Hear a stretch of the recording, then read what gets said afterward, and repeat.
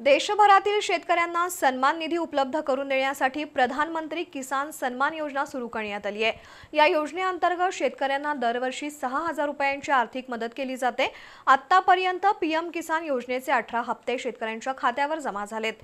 मात्र या योजनेत अनुदान वितरणात येत असलेल्या तांत्रिक अडचणीमुळे प्रशासन हैराण झाले। त्यामुळे शेतकऱ्यांनी आपल्या खात्याशी आधार कार्ड बरोबरच मोबाईल क्रमांक जोडला नसेल तर त्यांना पुढील हप्ता मिळणार नाही असा इशारा सरकारने दिलाय। प्रधानमंत्री किसान सन्मान निधी योजनेमुळे देशातील शेतकऱ्यांना दिलासा मिळालाय। या योजनेअंतर्गत शेतकऱ्यांना दरवर्षी 6,000 रुपयांची आर्थिक मदत थेट त्यांच्या बँक खात्यात दिली जाते। पीएम किसान योजनेचे आतापर्यंत 18 हप्ते शेतकऱ्यांना देण्यात आलेत। आता शेतकरी येत्या काही दिवसात 19वा हप्ता जाहीर होण्याची वाट पाहतायत।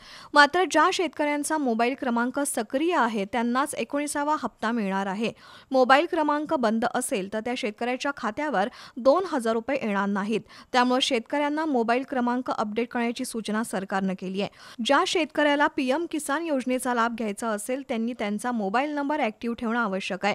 तसंच ज्या शेतकऱ्यांचा मोबाईल क्रमांक आणि आधार क्रमांक एकमेकांशी जोडलेले आहेत तेच या योजनेसाठी ई-केवायसी करू शकतील, कारण केवायसी ओटीपीद्वारे केले जाईल। त्यामुळे पीएम किसान योजनेचा लाभ घेऊ इच्छिणाऱ्या शेतकऱ्यांनी मोबाईल नंबर अपडेट करून घेणे गरजेचे आहे।